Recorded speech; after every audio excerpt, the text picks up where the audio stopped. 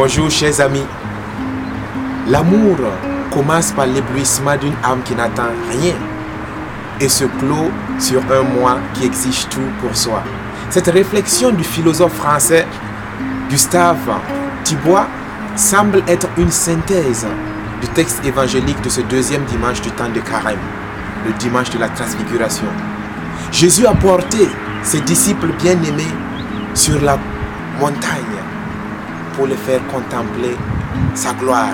Sur une montagne, au-delà du monde, pour pouvoir contempler sa gloire. Mais cette transfiguration, quelquefois, nous l'interprétons seulement lisant le phénomène théophanique, passant sous silence et même ignorant la profondité du message de cette voix qui vient d'en haut. Celui-ci est mon fils bien-aimé, écoutez-le. Ce message essaie de décliner l'identité du Christ. Une identité qui n'est pas un titre seulement, mais une mission. Une mission à laquelle les disciples faisaient la sourde oreille. Pourquoi? Parce qu'eux, ils voulaient seulement entendre le message de victoire, de triomphe. Ils ne voulaient pas entendre le message de la passion. Bien de fois, nous également, nous voulons la gloire, la victoire, sans passer par la passion. Nous préférons écouter les voix des faux prophètes, des manipulateurs, des séducteurs.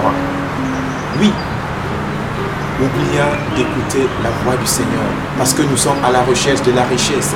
Peut-être nous sommes à la recherche d'une carrière, peut-être nous sommes à la recherche de la gloire. Mais dans cette cacophonie des voix qui nous sont proposées, le Père nous exhorte à écouter, à faire attention à la voix du Christ qui nous murmure dans le cœur. Et c'est cela que nous devons écouter. Par ailleurs, la transfiguration du Christ révèle également la valeur et la densité de notre propre transfiguration. Chacun de nous a son moment d'abord. Chacun de nous a un moment éblouissant, un moment lumineux dans sa vie qui l'aide à marcher, à cheminer quand les temps se font difficiles.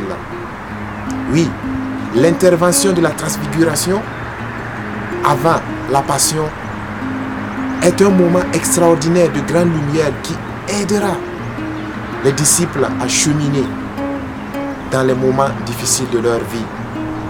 Nous sommes en temps de carême. Et le temps de carême, c'est un temps de cheminement avec le Christ, de conformisation avec le Christ, mais aussi d'amour pour le Christ.